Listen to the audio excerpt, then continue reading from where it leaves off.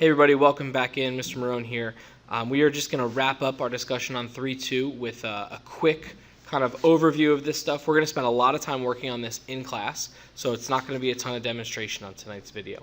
So what we've got is wonderful that we've got these reflections and we've got these translations. That's all great. But sometimes you're going to want to do more than one of these at a time. These are known as a composition of rigid motions, and they've got an example of it right here in our picture.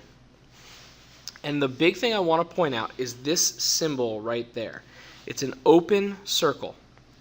And that's telling us that it's a composition or a collection of two or more of these rigid motions. We can do multiples at a time. The cool part is that they tell us how to do them. What you see in the pictures, they tell you that step one is to translate this figure 2 units left and up 5 units. The next thing they tell you to do is to reflect it across line L. You might be thinking that looks backwards, but that's how composition of transformations works. When you get into Algebra 2, you're going to see composition of functions, and it works the exact same way. When we deal with composition, we work from right to left. So you have to do the inside one first. That's why they're saying to do the translation first before the reflection. And that small open circle indicates this composition. So you work right to left. Okay.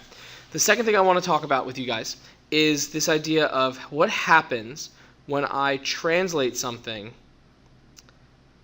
2 times across parallel lines. So a translation is really a composition of 2 reflections when they're across parallel lines. So if I look closely at this example here, they tell me that if my translation of ABC goes to A prime, B prime, C prime, and if it's 2 times the length of space between these parallel lines, then it's going to be a composition of 2 reflections, which can seem kind of weird, but if we step ourselves through this, it makes a total amount of sense. So if we look closely, we've got A, B, and C, and it appears that to get from here to A prime, B prime, C prime, it was reflected over line M. Then to get from A prime, B prime, C prime to A double prime, B double prime, C double prime, it's reflected over line N. And if we look closely, A, B, C, and A prime, B prime, C prime are the same exact orientation. It looks like it was just slid over like that. The cool part, the crazy part about this math is no matter what we do, when we do a double reflection like this, and these 2 lines are parallel like M and N are, whatever distance between those 2 occurred is what the distance is. We just need to double it and we will be able to slide from A prime to D prime. So let's say that this distance between them was 3 units. To get from A to A prime, it moved to the right 6 units. We just double whatever the distance is between our 2 parallel lines.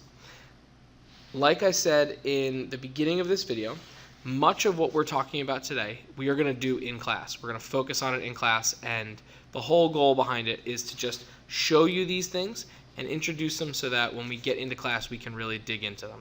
So don't panic if this all seemed very confusing. That's okay. It's expected that it's going to look a little weird.